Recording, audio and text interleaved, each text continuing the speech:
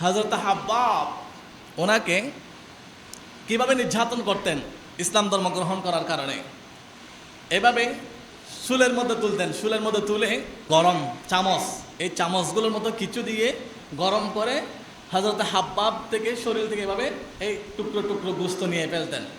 হাব্বাবকে এমন কষ্ট দিতেন, এভাবে গোস্তর টুকরো নিতে নিতে শুধু হাড়গুলো রাখছে, গোস্ত সবগুলো নিয়ে ফেলছে। তারপর হাব্বাব ইমান থেকে এক চুল পরিমাণ বিচ্যুত হন নাই। হযরতে বেলাল হাবশি এই ইমান ছাড়া করার জন্য হযরতে বেলাল হাবশিকে উটের সাথে হযরতে বেলাল হাবশির গলাটা বাঁধলেন, বেঁধে দৌড়ালেন। উট দৌড়ছে, বেলাল হাবশি এভাবে মাটির সাথে লেগে আছে। এমন করতে করতে হযরতে বেলাল হাবশির মাংস সামনে থেকে পিছনে থেকে ছুটে গেল, বেলাল হাবশির ইমান এক চুল পরিমাণ নড়ে নাই। এভাবে যারা নৌ মুসলিম তাদের উপর নির্যাতনের মাত্রা বাড়িয়ে দিল। যত নির্যাতনের মাত্রা ভালাতে রাখলো, আল্লাহ সুবহানাহু ওয়া তাআলা তত ইসলামকে এই জমিনে প্রিয় করে দিচ্ছেন। জুড়ে বলি সুবহানাল্লাহ। এভাবে করতে করতে রাসূল পাক সাল্লাল্লাহু তাআলা আলাইহি ওয়াসাল্লামার নবুয়তের ৪৪ বৎসরে সুমাইয়া শহীদ হলো। ৪৫ বছরেতে হাব্বাব বেলাল এনাদেরকে নির্যাতন করলেন।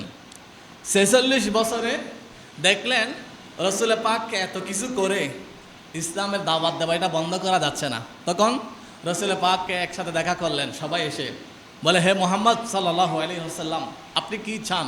আপনি যদি চান পুরো আরবের রাজত্ব আপনাকে দেওয়া হবে, শুধু আপনি আল্লাহর প্রতি দাওয়াত দেওয়া এটা থেকে ফিরে আসুন। আপনি যদি চান আরবের যত সুন্দরী নারী আছে সব সুন্দরী নারী আপনাকে দেওয়া হবে, আপনি শুধু এই দিনের দাওয়াত দেওয়া থেকে ফিরে আসুন।